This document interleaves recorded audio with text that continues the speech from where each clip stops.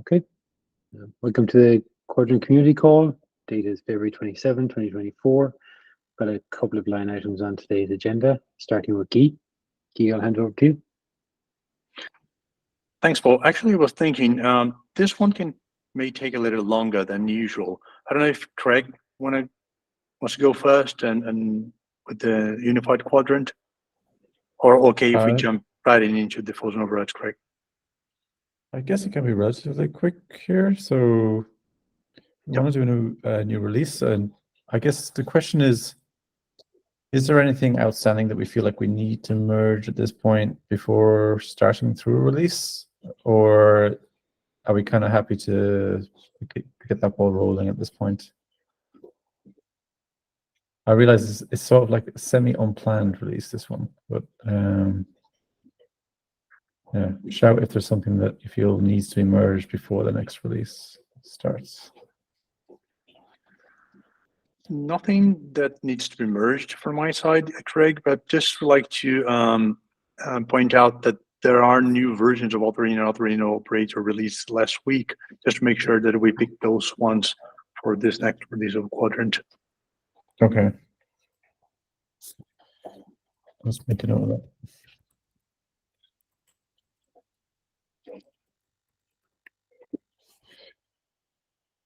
Okay.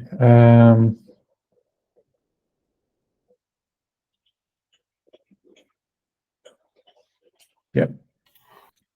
Yeah, there is the one PR we've been talking a bit now. It's about the DNS provider secret ref. Mm-hmm. If you remember it, it was closed because it now needs redo after the unified quadrant work. From our perspective, it would be great if we could somehow include it. Not sure how long the work will take or if it's feasible, but I think it would be great because it would close the one thing that is not implemented of the one RFC that's it's still half implemented basically. Yeah, maybe I should just move that to a different epic and just link to two epics, because it's not critical at all, and like there are more important things to progress at this point. So I would say that won't make it in, if I'm honest, because Mike and Phil are both probably the people that would do it, and they're quite busy with the distributed DNS work. So yeah, sounds good. Yeah. I'll take an action to take that out, add a link to another epic, and I think there is already another epic there, actually, if I remember correctly. Anyway, I'll take a look at that. So actually cutting and running the release, I don't mind actually doing that, but I guess I haven't done that before, and I guess I need to go read the RFC, right? Is that the where do I find out how to do that?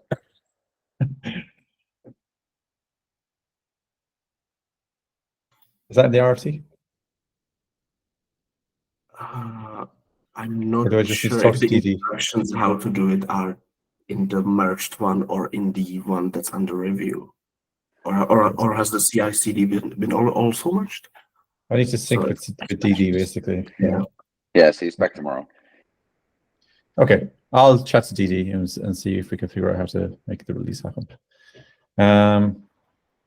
Which highlights an interesting problem. We have a bit of a bottleneck there with DD then. Actually, sorry, I was closing out your issues. I know how to do it as well. So I cannot answer definitely where it's properly documented, but so yeah, so you can push me under the bus to do it if you want. Okay, just tell me when, because I wasn't paying attention. Sorry. to nothing. So from what I can tell, nothing additional needs to be merged at this point. So we can probably go ahead and cut like the first RC tomorrow. So what we need is Autorino. Yeah. So was that release key, or was that it's released? Yeah, it was released already. Just pick up the latest one from GitHub. Operator Hub and everything. Yes. No, Operator Hub, not yet. Okay. So even though they were they already passed through QE and we got kind of the green light in the sanity check, So we're only planning on sending the PRs to operator hub, but that should not be a blocker for Kuadrant, right? For the Kuadrant operator. No, it shouldn't. But okay, so we're talking tomorrow, cutting an RC. Is that what we're saying, Craig? Sure. Okay, Yep. cool. I'll put that on my list for tomorrow then. All right. That's it then. So decision made. Off we go. So off you go, Keith. That's it. Thanks. I actually prepared a deck of slides for this one because I was hoping to be a little bit more than just raising attention for the issue and pointing people to the RFC. So if you don't mind, I'll probably take control of the screen and share the slides.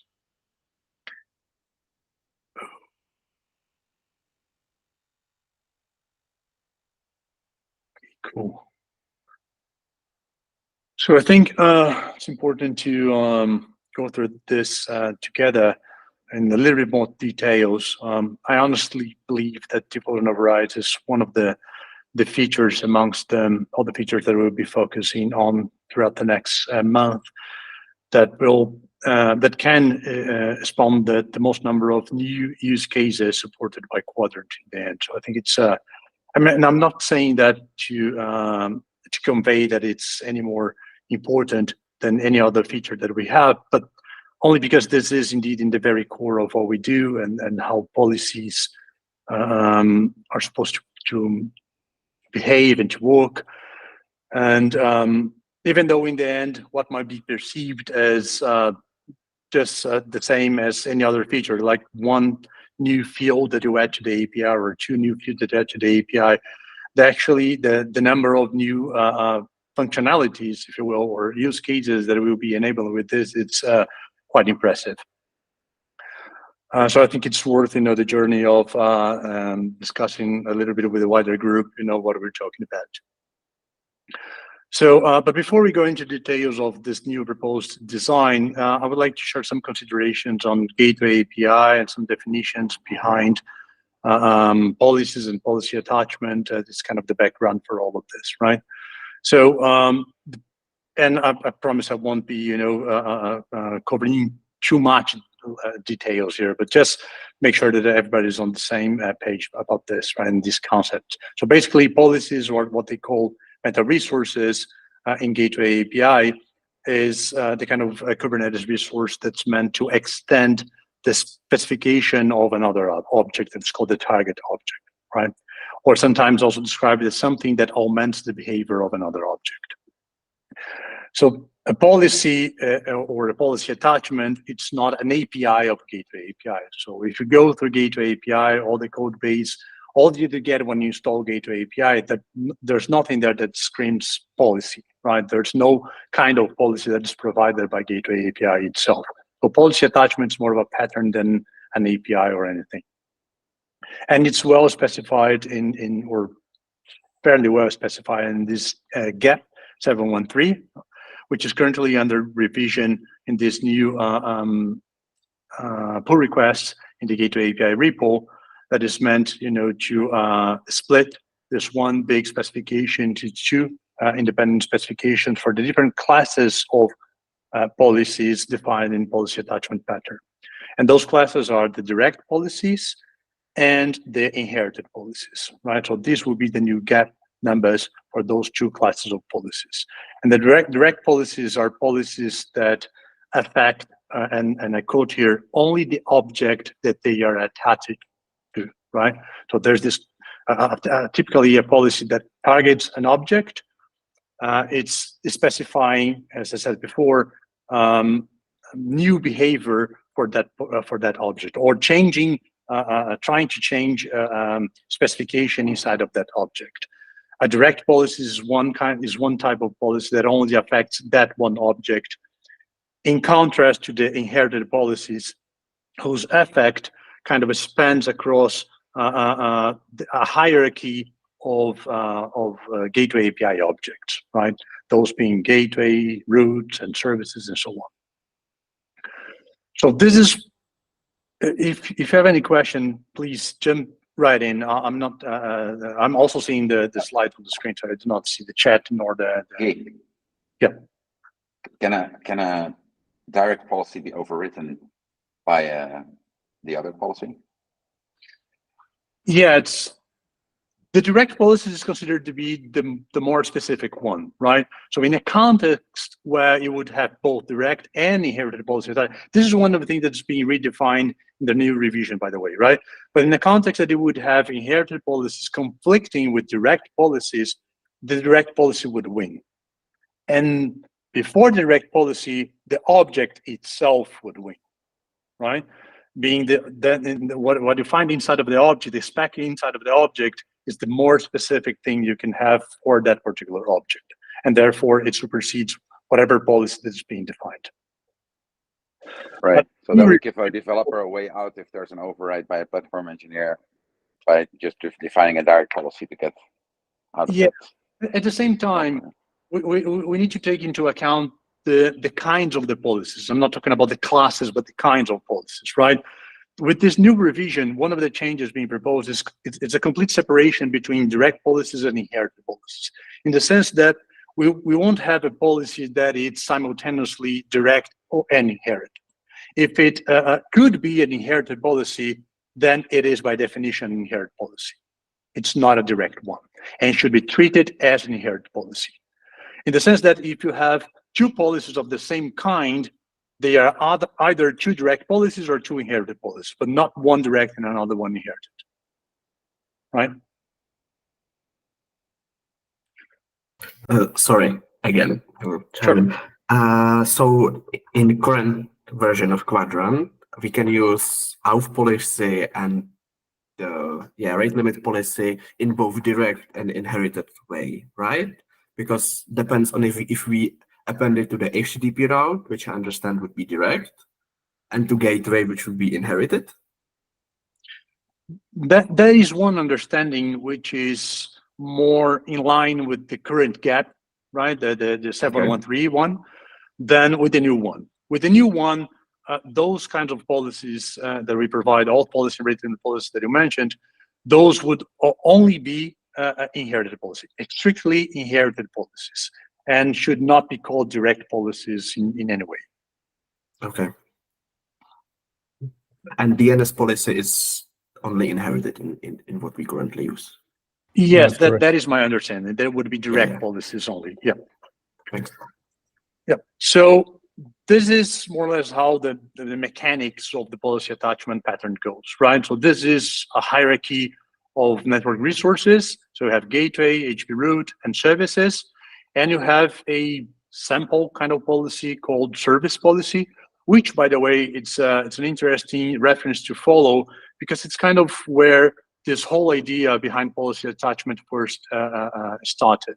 But there is a Google Doc describing the idea of a service policy for gateway API that was way before the gaps, right? So we didn't have any concept of defaults and overrides back then. Not even the target ref field was specified back then, right? So it was a very rough, description of how attaching policies to different gateway API resources could look like.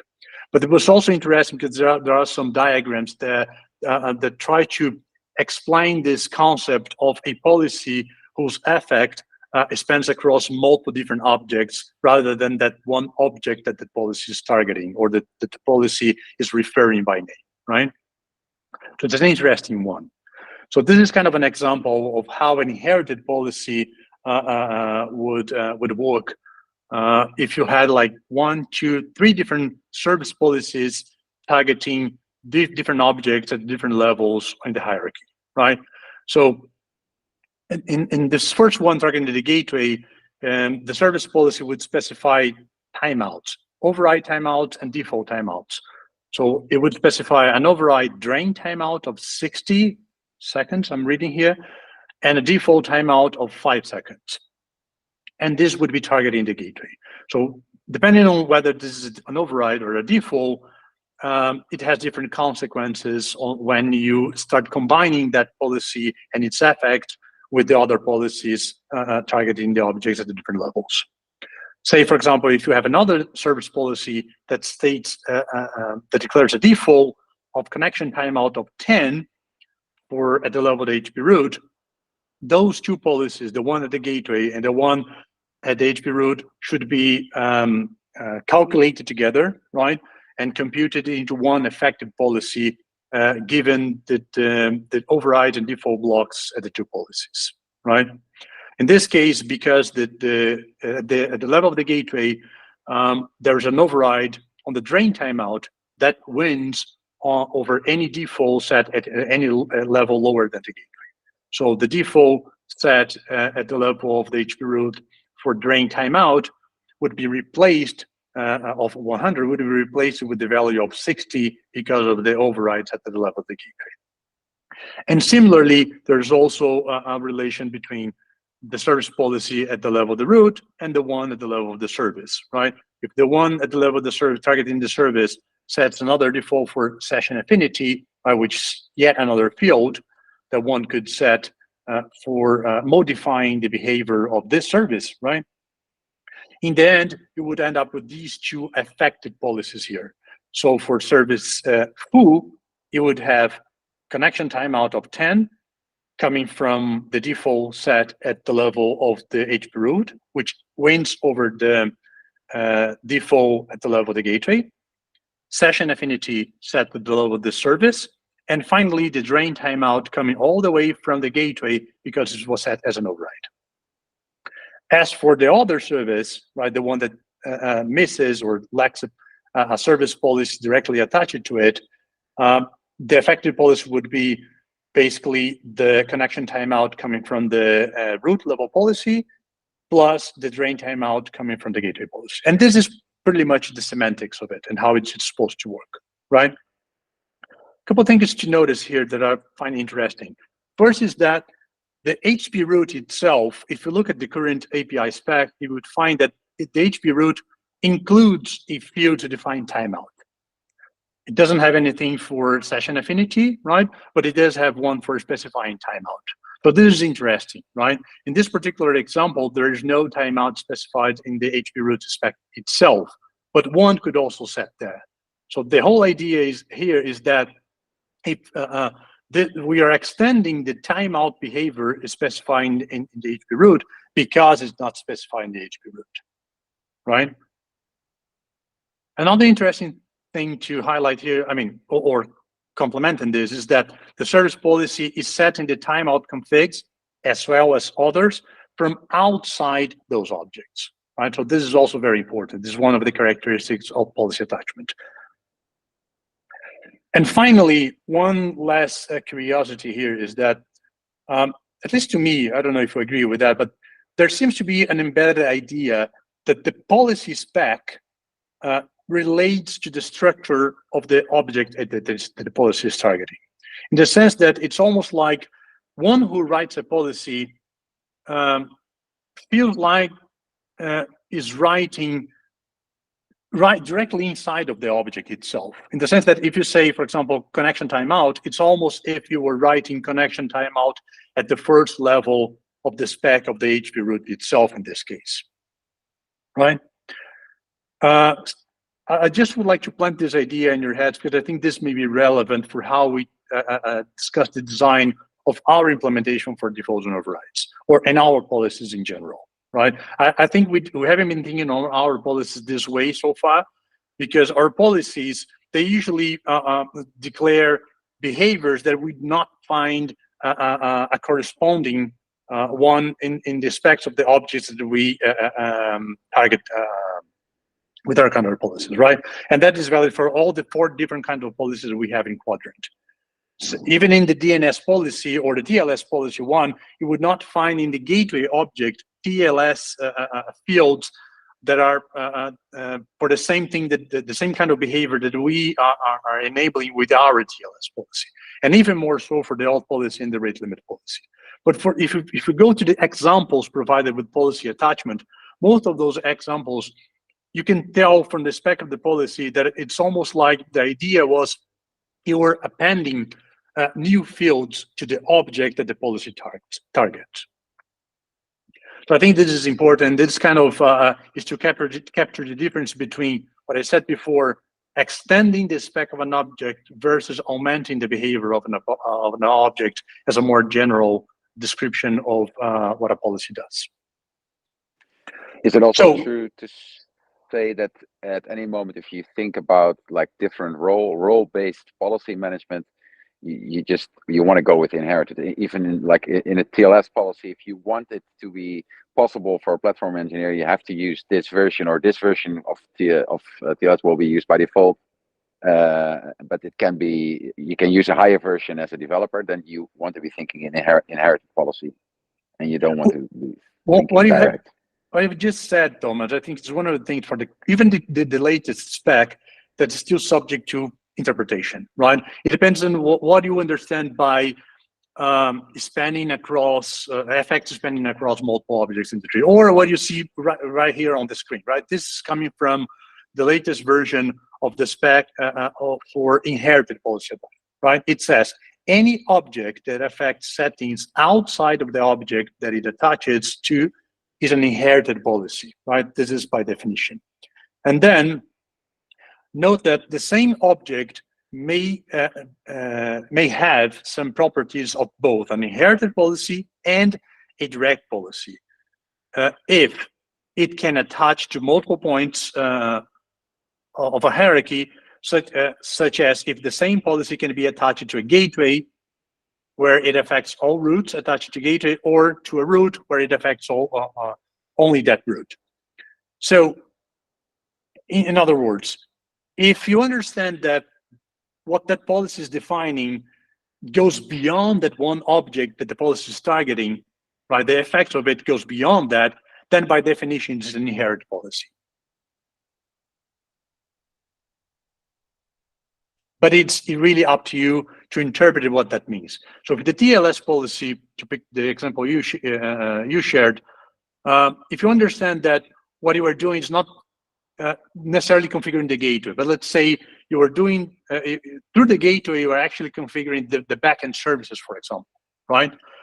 In fact, there is one example of TLS configuration that is not meant for ingress like ours, but for configuring TLS at the backend services, right? That one happens to be a direct policy, but one could think on that same kind of policy targeting a gateway. But in the end, what it was doing would be configuring the backend services, all the backend services under that, somehow under that gateway, right? So if you use or target an HP route similarly, so if your policy allows targeting a resource only as a way to reach all the resources down in the hierarchy, then by definition, it's an inherited policy. Yes, right. And only inherited policies have defaults and overrides, right? Correct, yes. So defaults and overrides are only for inherited policies. So by this definition, maybe this is my take, right? Well, and these are the kind of policies we provide that should be called inherited policies.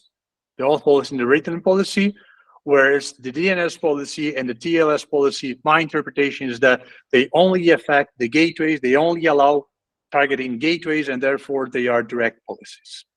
They do not have, we do not have intention to support, as of today, multiple different personas writing those kinds of policies targeting the same object, one setting defaults, other setting overrides, and therefore they are, by all definitions, direct policies. Okay? So, the new GAPS also shared a few guidelines for implementing direct policies and inherited policies, right? There are also some guidelines that apply to all classes of policies, to both classes of policies, but these are the ones that kind of makes those two classes different from each other.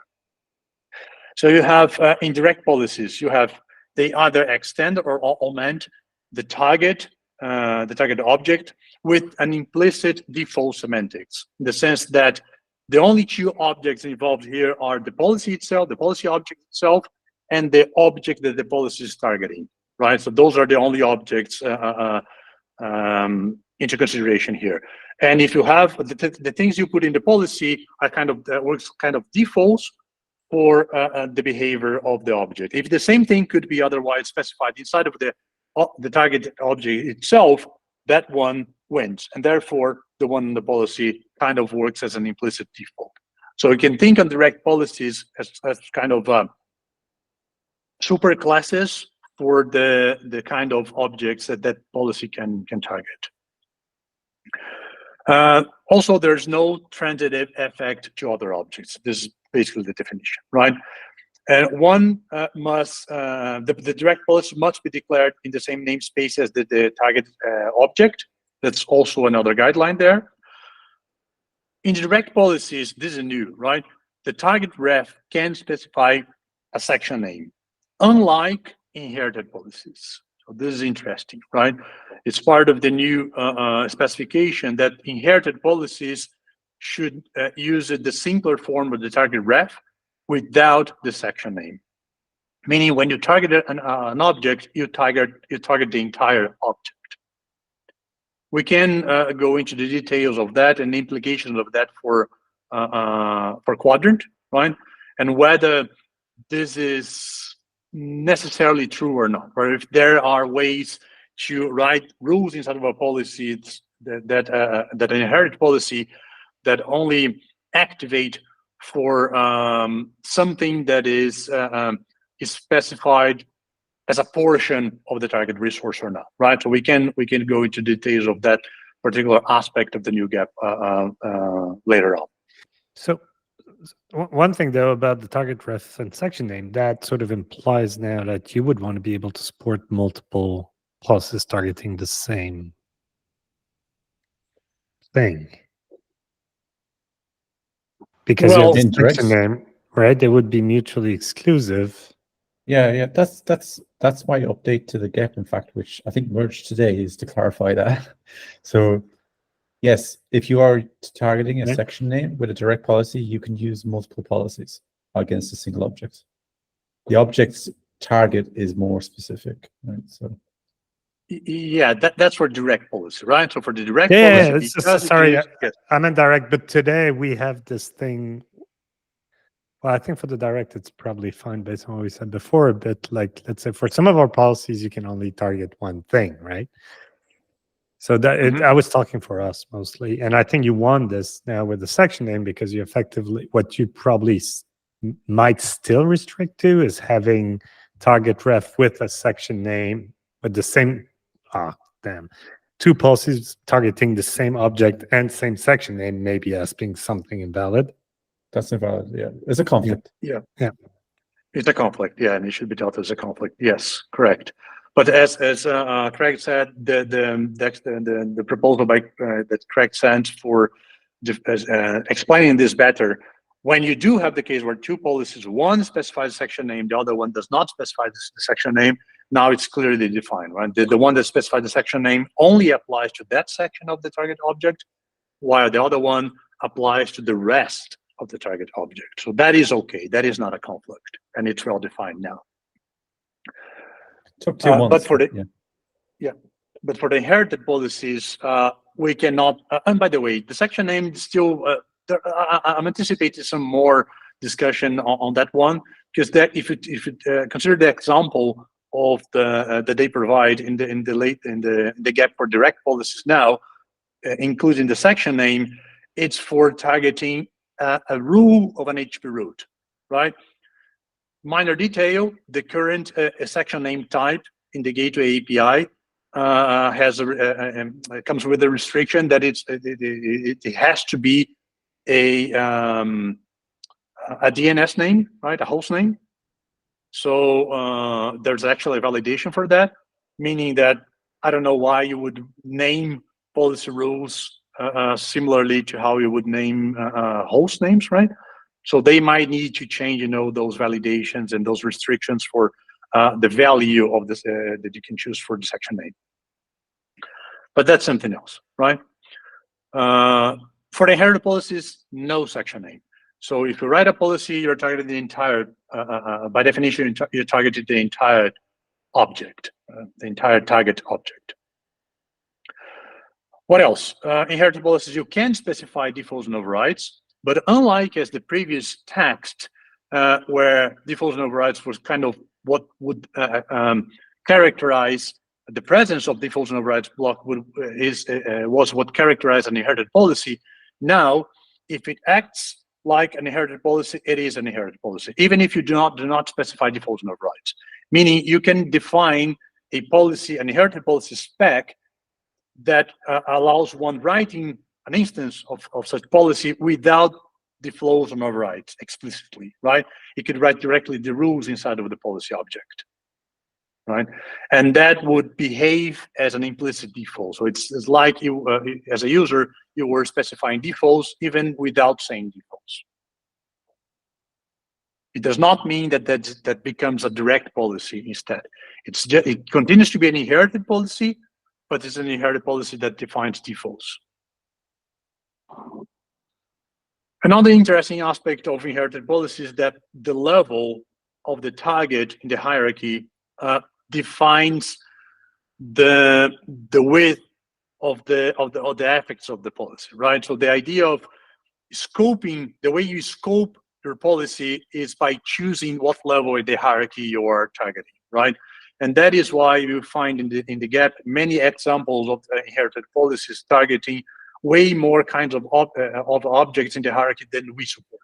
We currently support targeting gateway and root, but we also find examples of targeting namespaces, right? Because this is kind of the way that they think on the problem of scoping the policy, right? So if you want to scope only for a portion of an object rather than rely on the section name, you change the level in the hierarchy that you target with that policy. So maybe you cannot target a portion of a root, but you could target a service instead, right? So I think that's how they see the problem of scoping the policy. And minor detail, but I wanted to highlight here because I'm not sure if we are totally compliant with this detail, right, in the spec. The CRDs, right, for the policy types, they must be labeled, right? If it's a direct policy that we are defining, the CRD of the policy must include this label here, direct, and similarly inherited for the inherited policy kinds. I think that I'm sure we have these label for alt policy and rate limited policy where it says direct, even though people from Gateway API group see our kinds of policies and say those are inherited policies already, right? And I'm not sure about the DNS policy and TLS policy if we have this label added there or not. I'm sure we have an issue for that to be created. Right. So this is kind of the background, and I know I took already a long time, right? But now I'll try to be quick about our proposal for how we want to implement defaults and overrides in our inherited policy kinds, right? So this is the classes of problems that we are trying to solve with defaults and overrides, right? So there's the base problems of defaults and overrides, as in a default is something that sets a value if a more specific one does not exist already, right? So you set a default as a way to tell, hey, if you do not specify anything more specific, this will apply, right? And in contrast, an override is the other class of problems where you want to set a value regardless of the presence of a more specific already set at the lower levels, right? So this one, as the name says, overrides whatever you have set at the lower levels. Then there are some specializations of those major cases, right? That we've been calling constraints, right? Constraints are kind of a specialization of an override, the way I see it, where you set, as the name says, constraints for the values that are set at lower down in the hierarchy, right? Or at different policies. For example, you set minimum values or maximum values for things that could be set at other policies at the lower level. Kind of a way to clip and to limit, the boundaries, define boundaries for those other policies. Another one is that kind of completes or complements the use case for defaults is that because defaults, in the way it works, right? If you define a field that is missing at the lower level, then you're going to get that field, right? That field will be added in the effect policy once you compute those two levels, right? we need to provide a way for users to opt out from that field, because it was provided as a default. It wasn't provided as an override, meaning that it might not be mandatory, right? It might not be required to accept that field. So we need to provide a way for users to deactivate or to remove that from the effective policy, right? So we're calling these deactivations. Then there are a whole set of problems or cases that open up after defaults and overrides that have to do with the visibility of the effects of the policy. I'm classifying those under the observability class of problems. There was another one that it was removed, and now if we refer to the original Google Doc where we started specifying this epic, right, of defaults and overrides, there was an original one called requirements, where one would set requirements to be fulfilled at the lower levels by other policies. So at the higher level, it would say, hey, this needs to be, we need a policy for this, right? And then at the lower level, somebody else would come and fulfill that requirement by defining that policy or providing values for that policy that otherwise would not have any default or constraint set, right? The reason why this was originally removed is because I think this can be shaped as an observability problem, and it's not necessarily a policy problem. We can get into more details of this later on if you want. And these are the actual user stories that we want to enable with default and overrides, right? So these are the class of problems, and these are the user stories. If you have any question, please jump right in and just ask. Or any comment. Wait to the end rather than. But if you go back to the previous, so maybe we can wait to the end. I wanted to talk about deactivations a little bit, but I'll wait. Okay. Okay. Oops. So I won't be reading out loud all the user stories here, right? But I think I provided some unique IDs for those because there are some links later on in the slides. These user stories, right? I later came up with some generalizations of those, whereas these ones, as they are stated here, they're very specific, addressing the specific persona that the use case relates to, right? But basically, they are about setting defaults when you have an entire policy should be a default, right? So you write a policy expecting that entire policy to apply in case a more specific one does not exist, right? And a more specific case where you do not want the entire policy to apply, but actually you want to define specific rules.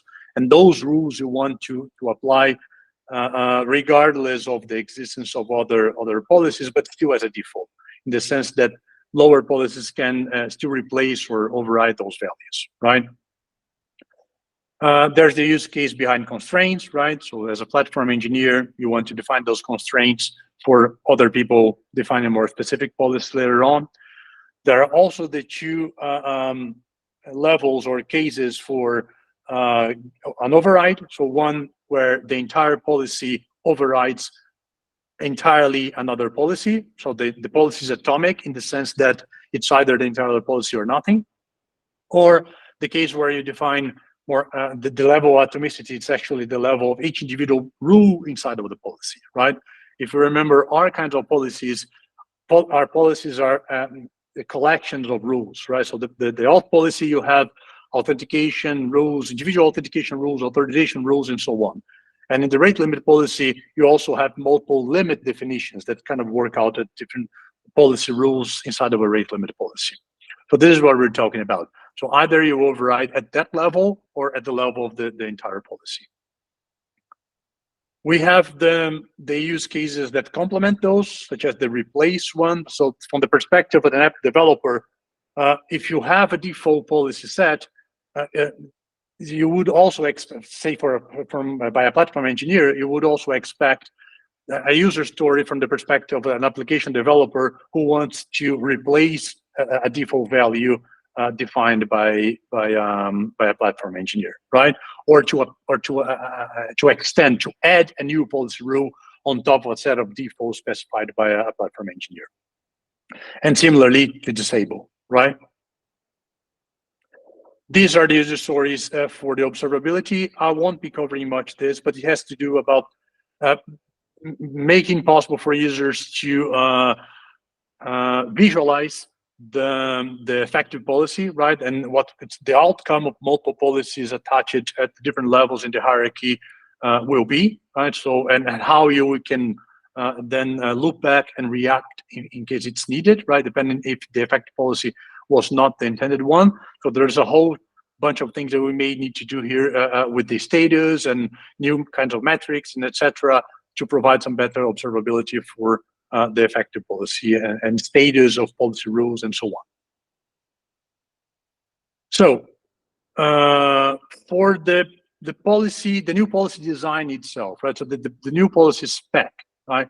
So you would imagine that in an inherited policy, you would always have obviously the target graph, but now you can also expect to see there a block defaults, a block overrides.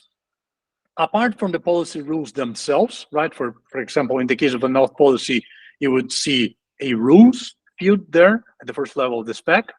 In the case of the rate limit policy, that would be the equivalent would be called limits, right? A policy that basically does not say defaults or overrides, but skips directly to saying rules or limits, right? Is a policy that declares a direct intent, not to be confused with a direct policy. Kind of similar to one who writes a direct policy. You write a direct policy because you're thinking, I'm extending the behavior of that object, ignoring the rest of the environment, right? You ignore the fact that it might exist other policies that may override or be injecting defaults on top of yours, right? When you write a policy without specifying these are defaults or overrides, you're thinking this is the intent I expect for that particular, for extending that particular target object. Whereas when you specify it's a default or it's an override, those are proper inherited policies in the sense that you are explicitly declaring something to modify an intent, right? So you're expecting other policies or other fields specified even in potentially in the object itself that your policy has to may conflict with, right? And also at this first level of the spec, you may expect some extension fields, right? With this proposal, we will have defaults and overrides, but to give additional semantics for defaults and overrides took over for the all the use cases described, we may also need some other fields, and those will become more clear in the next slides. We came up with the different design options. I won't be covering each one of those individually, right? I will just be leaving all the options here for reference. Actually, there were 5 options, right? Option 1, 2, 3, 4, and 5. There are pros and cons with each one of them, and I please invite you to check out on the details and help us, reason more about that. If you find another pro, another con for each one of those designs, please speak out and also vote, right? For the rest of this presentation and for the RFC, I'll be focusing on option 1, where we would be introducing on top of those defaults and overrides blocks, also a strategy field, right? So the strategy field is something that further qualifies how to apply this block of defaults or this block of overrides, right? Another design that I'm highlighting here, even though I'm not focusing too much, but I think we should give it proper attention, is some one where we've been calling this, for lack of a better name, just CEL, right? Something that it's based on common expression language, where it would be allow users to specify common expression language at any level of the tree here of the policy spec, and leveraging the power of several expressions for users to define exactly what is the effective policy, given all different kinds of inputs you may have. So one could define a static value here for this object, but also some dynamic function that would take as an input the corresponding value that you are computing against, and then you could process that into a final effective policy, and that would be basically the outcome of this would be what I would get in the effective policy. So also keep an eye on this option 3 design here. For option 1, there are, for a strategy, there would be 2 options. It's either, we've been calling, for lack of a better name again, atomic or merge, right? So atomic in the sense that the entire policy is atomic. So or the entire block of defaults is atomic in this case. So if you say the strategy atomic, you're saying that this entire block of defaults is to be treated as an atomic block, in the sense that if you have rules defined at a lower level, those rules apply and nothing from this default set of rules, right? In contrast to merge, merge is a way to signal that what you want is you want these set of defaults to be merged inside of the at the lower level, right? So if there are other other rules set at the lower level, these ones would merge into those. At what granularity specifically? That would be at the level of, with this design, right? This proposal, at the level of each named policy rule. So in the case of an auth policy, a named policy rule would be an authentication rule or an authorization rule. So the key here would be the A inside of authentication, for example. And the value, the atomic value, would be whatever you define as the value for the A authentication rule. That will be more clear with the examples here.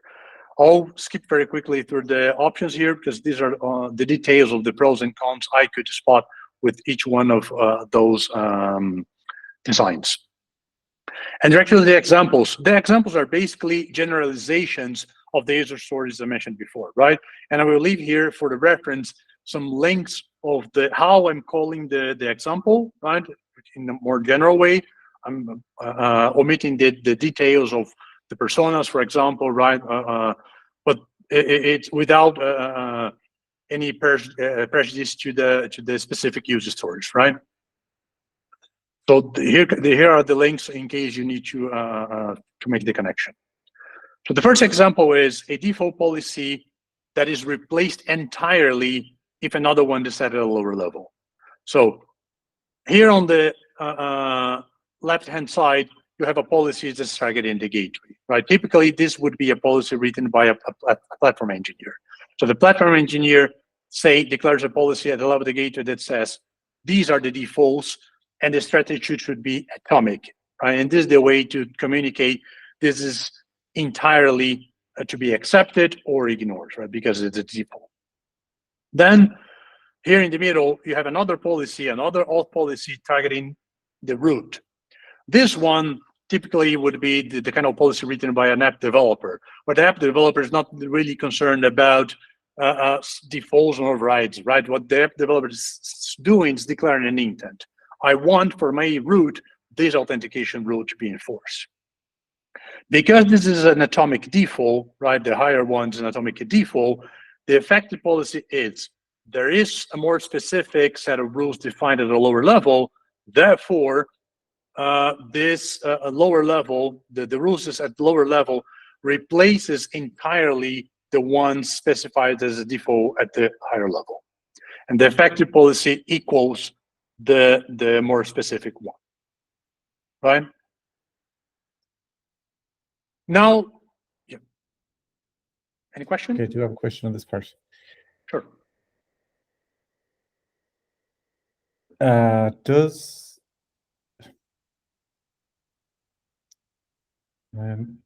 Maybe we actually answered this previously.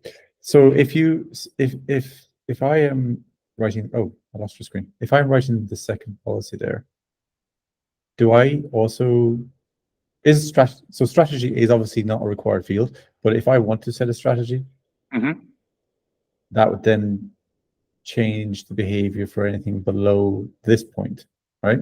Like if I set merge here, and for argument's sake, you could attach an auth policy to a service, and this one was attached to a HTTP route, then the policy below this one would be affected by the merge strategy.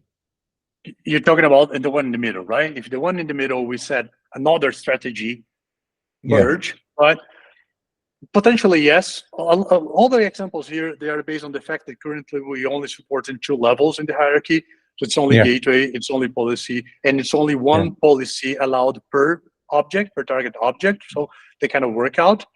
But I think that's fine. can, I think that's fine for now, to be honest. But I just wonder, like, that same question came up before on another offline meeting we were having, but I think it's fair to say that we can extrapolate this behavior for more levels in the hierarchy, provided that let's say the left-hand side, as a rule, the left-hand side defines or dictates the strategy to apply whenever you compare 2 policies, right? So in this case, it's this one that defines a strategy.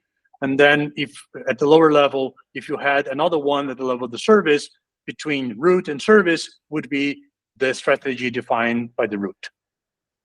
Yeah. Right. But we can elaborate more on that later on. Yeah. Because we're running out. Sorry. Yeah, go ahead. Go ahead. Yeah, because we're running out of time, I would like to say that this is the one and only use case that we currently support, right? This is exactly how our current policies behave. Right, so if you have one policy at the gateway, another one the root supersedes, right, and takes precedence and replaces completely the one at the gateway. This is how it works, right? And we provide no support for all the other user stories described before, right? Such as this one. This one is one where we flip from atomic to merge at the policy targeting the gateway as a way to signal, I do not want to enforce an atomic default, right, for all the set of rules here, but rather for each individual named policy rule inside of this alt policy. So jump directly to the effective policy in this case, this would be, because you have a C authentication rule defined here at the root, this continues, right? But you also get the other defaults coming from the gateway. So you get here merged inside of the effective policy, the A authentication rule, as well as the B authorization rule. This is the idea of a merge, right? And this is a slightly different one, because this one was without any conflict to handle, right? And this is a similar one where we just modified here in the root policy the name of the authentication rule from previously C to A. So this states a conflict, right? This poses a conflict because you also have A here, right? To solve this conflict, because the higher level was a default, the lower level wins, takes precedence. And therefore, in the effective policy, you get A, right? Plus the authorization one. But and the value, important, the value is the value coming from the root policy, not the value coming from the gateway policy, right? So this is for defaults. For an override, right, it's similar, right? So if it's an override, this is an example of an override that replaces any other policy set at the lower level, right? So in the sense that it's atomic, right? So it's the entire higher level policy applies, right? Or overrides whatever you have at the lower levels. Such as like this, if you have this, the same example as before, but instead of defaults, you have overrides here, right? This block override is the one that wins over the entire thing set at the lower level. So you lose the C authentication rule here set at the level of the root, and you end up only with the 2 rules set or the entire set of rules set at the level of the gateway.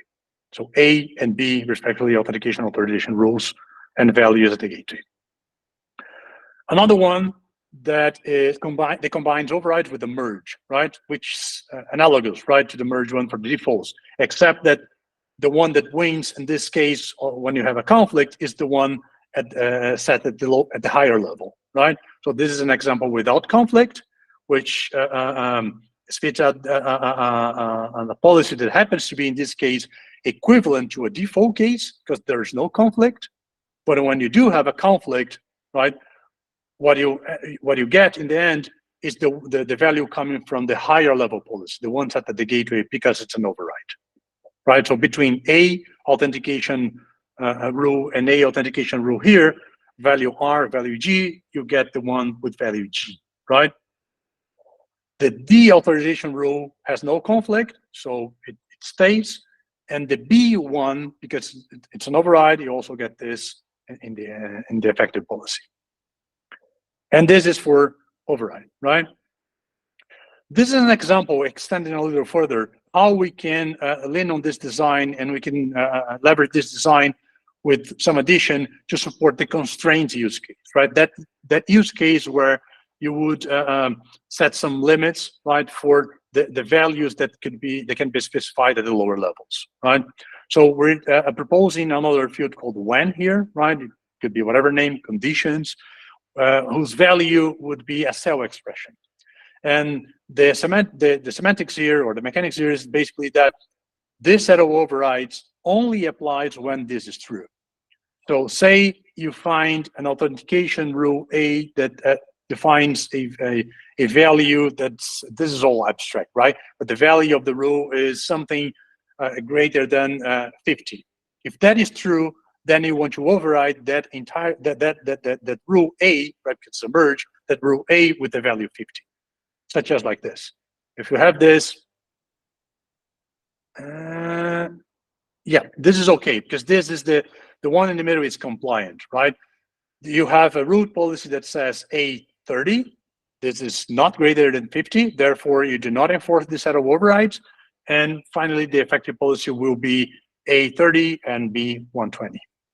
Unlike this one, because this one, the root policy violates, the constraint here.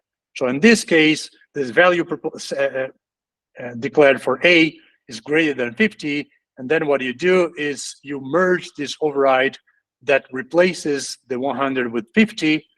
And because this is a merge strategy, it has no effect over the B authentication rule here, which continues to be the same specified at the root level, right? And this is how we could deliver a constrained use case based on this strategy plus a when condition with cell expressions in this design.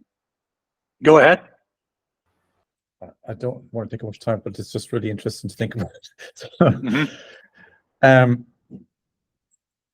We don't need to get into it too deep, but have we thought about like overrides, defaults, and constraints being a new stanza in policy attachment, right? So you could say, like, here's a set of constraints and the value to apply if you break these constraints, but these are the defaults and overrides, right? Anyway, I'll leave that there and move on. Yeah, that's a good point. I think we were very close to that. I mean, there was a comment by Nick Young, which is basically the big name behind policy attachment in the Git API group, where he actually demonstrated to be pleased with this idea of constraints. In fact, he said he would borrow the concept, for some of the details of the new gaps. But yeah, we might end up getting that as a first-class thing inside of Gateway API, Craig. Well, this design does not come without flaws, right? This is an example of where it falls short, right? This is an example of very similar to the previous one, right? Where you want to define a constraint, right? But we stumbled into the granularity problem or the level of atomicity of the merge strategy here, right? Because it does not go lower than the level of each named policy rule here, and basically treats each policy rule as an atomic thing, right? In this case, say what you want is you want to spot any limit in a rate limit policy, for example, that is setting a limit greater than 50, right? And what you want to set a new rate that sticks within the limit of 50, right? But take this example where this limit definition declares more than one rate limit inside of the limit, right? But because this entire rate limit rule is atomic, in the effective policy with this design, we would end up with an effective policy that actually removes the other rate limit here, right? We lose this. So this has to do with the level of granularity imposed by this design where there are only two levels of granularity. It's either the entire policies set of the entire block of defaults and overrides is atomic, or each policy row is atomic, but not lower than that. Yeah. Any comments on this?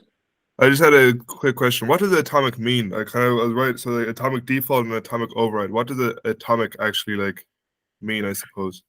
Good point. Naming is hard, isn't it? I mean, atomic means that the block where you see the strategy field, right? The entire block should be treated as an atomic block, right? In the sense that you find another block, we're not getting to details of each value inside of those blocks. It's either one entire block or the other entire block. That is what atomic means. Okay. And if it's default and overrides, it's basically what's saying if it's the left-hand side or the right-hand side. Okay. Right. Whereas merge, it's basically you telling go one level deeper than the entire block and treat each individual rule or policy rule, named policy rule, as an atomic thing, right? And this is the problem where treating an individual policy rule as an atomic thing ends up overriding something that you may not want to override, right? You lose something. Yeah, we already had a conversation about this key, but I just want to reiterate, I think that we should come up with better names because this is confusing, to say the least, because in the end, what you're saying, like how you said in our conversation, both are merge policies. So it cannot be that one is called merge and the other one is atomic. Also, the word atomic for me, somehow, I guess, it makes me think of smallest because it's the atom, right? That's probably the wrong way of thinking, but for me, it's very confusing. It's actually the right way of thinking about it, Thomas. It's a whole or nothing. It's the whole thing. It's the atom. It's unsplittable. I understand. That for me would then go to the rule. Unfortunately, the adjective atomic does not decoupled from the concept of the atom itself. It was created originally from that, right? But it was back then when the atom was considered to be indivisible and unbreakable, right? Well, fast forward years after that, now we all know that we have lower things than the atom, right? And it no longer makes sense calling things that are biatomic if they are unbreakable, but that's how things are. Yeah, right? But so I linked it the acid. Means unbreakable, indivisible. I linked the acid definition. Atomic in computer science means a thing, so it's not like we're making shit up here. Exactly, correct. Yes. So it could be called atomicity, or it could be called granularity, by the way, which happens to be the second design, right? Whereas instead of the value of the granularity, instead of being just one of two, right, rules or named rules, I actually propose an integer value that sets the level in the tree, right? More complicated for one to reason about, but yes. Finally, this is an example of deactivating a default, right? So this is the last example. So because one who sets a default, you would end up with that value in the effective policy. It was a default, right? So you may not want that in the defective policy. Being one who specifies things at the more specific level, you should be able to remove the things coming from the higher level, right? Otherwise, you lose the power of specifying of declaring something more specific, right?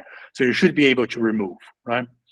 This is the case where you deactivate a default, right? So for a default, you can deactivate something, and this is an example where you fail to deactivate because it was at the higher level defined as an override, and therefore you should not be able to remove that, right?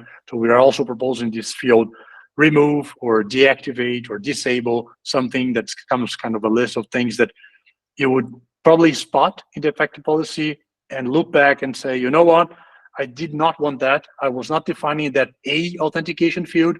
I do not know where that is coming from. If it's a default, then I will try to remove it. And you ask for that to be removed. If you succeed removing that, that means it was a default. If you fail, that means it was an override. And that's all. That's all I had. And we're already out of time. I left several questions, follow-up questions on top of the multiple ones that I'm sure you have, right?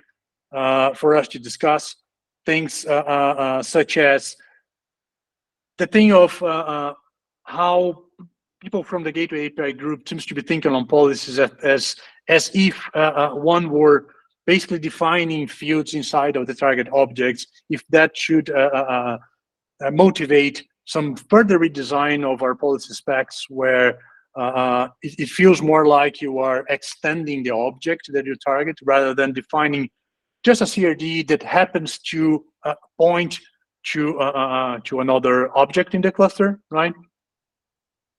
Or not, or other things like the implications of using maps for the key value maps, right, for specifying our policy rules versus the way that other people were doing, which more relying on lists of objects, of complex objects rather than maps. So multiple questions, open questions there. And hopefully we have some time offline and to go through those and elaborate. But this is what I have for devotion of rights. Thanks, Guy. Really appreciate the level of detail there, and I'm particularly happy that this call is recorded because I'm probably need to go back to it numerous times now to refresh my memory in each section. Bet, yeah. But yeah, it's definitely a really good reference point, so we'll definitely go back to it. Yeah, I know. Invite everybody to check on the RFC as well. There are some updates that I'm planning on doing there, especially regarding that other design that I think that we should also keep an eye on. Unfortunately, it was not very well received by a Gateway API group. They already had a chance, to make a comment on that, at least one person, right? And it wasn't very well received. But I think that obviously there are trade-offs involved, but that it also comes with very interesting power, that shouldn't we just despise without some further consideration.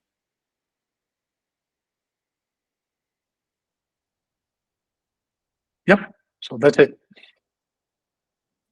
Thanks, Guy. So I guess we'll wrap it up there then. Thanks all. Thanks, everybody. Cheers. Thank you. See you.